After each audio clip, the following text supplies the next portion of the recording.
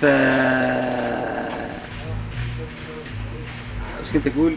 قبل ما نبدا التجربه حقت ايكيا خليني اقول لكم السالفه. قبل فتره سويت تجربتي كموظف سعودي في اوبر، سويتها على سناب شات وحقق مشاهدات عاليه الحمد لله، وساعد في توظيف كثير من الشباب السعوديين في اوبر وفي كريم. بعدها تحمست وسويت تجربتي الثانيه كموظف في ماكدونالدز، ووصل عدد الشباب اللي تقدموا الوظائف ماكدونالدز اكثر من 4000 موظف.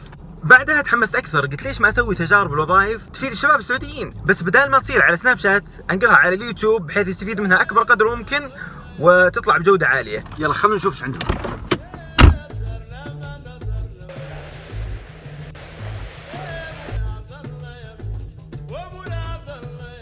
تونا بنبدأ ذا بس جاية.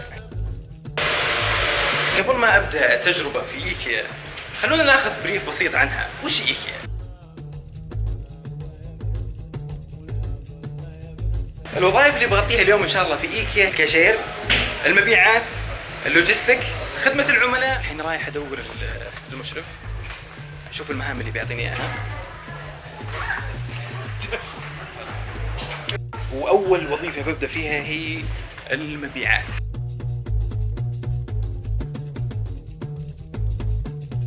أبعطيكم معلومة: اي احد لابس الزي الاصفر في ايكيا لازم يصير جاهز للاجابة على اي سؤال.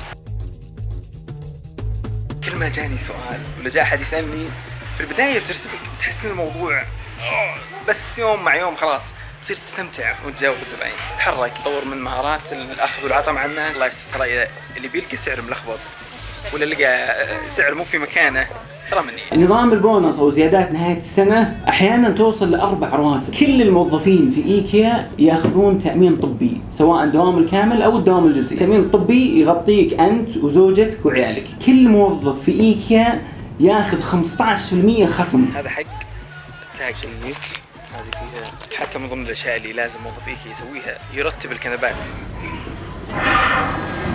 الدوام في ايكيا اللي هو الدوام الطبيعي حسب نظام العمل اللي هو 8 ساعات وساعة بريك. تقدر توظف معاهم دوام جزئي بشرط ما تقل عدد الساعات الأسبوعية عن 12 ساعة. في ايكيا عندهم ازدواج الوظيفة، يعني تقدر تشتغل في ايكيا وانت موظف في شركة ثانية، وكلها تصير نظامية، يعني تصير مسجلة في التأمينات الاجتماعية. نشوف لنا كم موظف ندردش معه شوي. باسل حسين العنيسي. كم صار لك في ايكيا؟ 4 سنوات. صار لي 6 اشهر. سنة و4 شهور. تقريبا 12 سنة.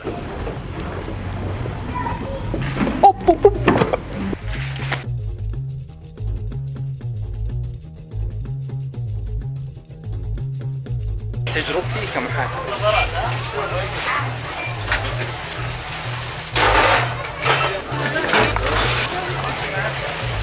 توتر، كل ريال تغلط فيه بيخلصونه منك. خلص التجربة حقت الكاشير كانت متعبة جدا، كان فيها توتر، بس الحمد لله عدت على خير. وش وظيفتك في ايكيا؟ كاشير. وشهادتك يا باسل؟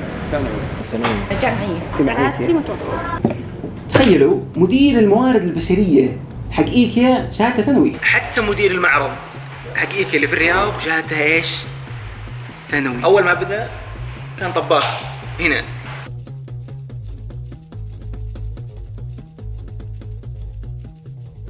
الحين ببدأ تجربتي كموظف في خدمة العملاء. كان بعدين تجي سبب الاسترجاع ما احتجتيها.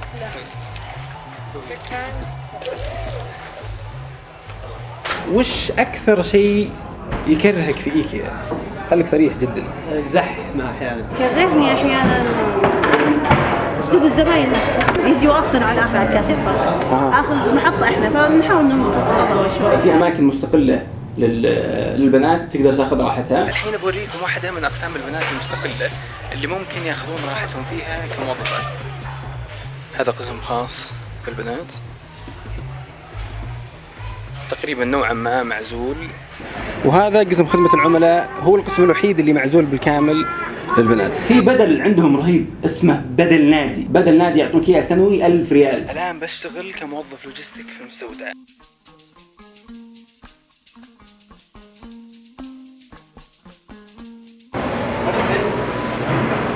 This is camera. شغلة اللوجستيك يا أخي حلوة مرة ممتعة، تقعد تشغل وتحط في ذا الكراتين اللوجستيك اللي خدمات الأرضية حقين الشحن ومثلا تنزيل الأغراض من الشاحن أو تريلة. هذه الكراتين ذا القرابيع اللي بنضفها الحين، ترتيب الكراتين هذه في الأرفف. فشغلتنا يا أخي. هذه هي الطبليات.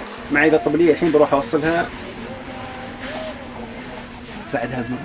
الرواتب عند إيكيا حليوة، مو بطالة. 4500 ريال تاخذها تجيك صافية، ما يخصمون منها لا تأمينات اجتماعية ولا شيء. أي أحد يتعامل كاش في بدل اسمه بدل كاش قيمته 300 ريال، يعني صافي راتب اللي يشتغلون على الكاشير أو في خدمة العملاء يطلع 4800 ريال.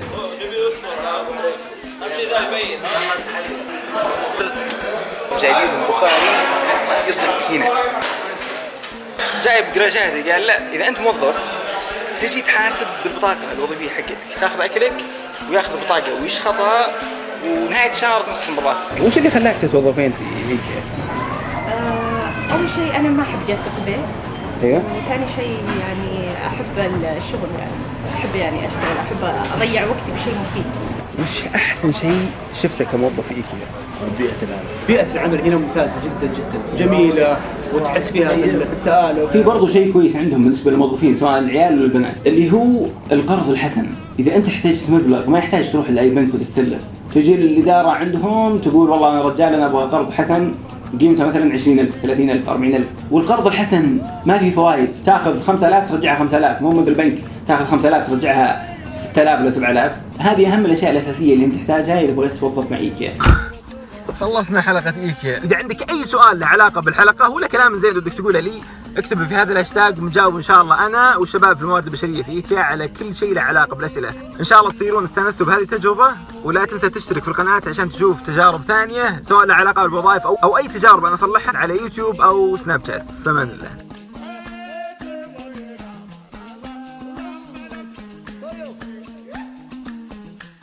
معانا الآن الأخ بدر، أحد الشباب اللي استفادوا من التجربة اللي نزلت على اليوتيوب. بدر، أبسألك كيف أوبر معك؟ أنا شغال مع كريم. كيف كريم معك؟ والله مرة تقريبا كم تدخل من كريم وأوبر؟ 250 إلى 300. هذه فئة إكس. الإكس هذا دوام كامل؟ أنا عندك شغلة غيرها؟ لا أنا أشتغل سلمك الله من الليل، من الساعة 1 بالليل. أيوة. من الساعة 1 الظهر. وشهادتك يا بدر؟ معاي ثانوية. أيوة. ودبلوم حاصل. بس لو الواحد يشد حيله زيادة بيحصل. يعني ممكن واحد يطلع أكثر.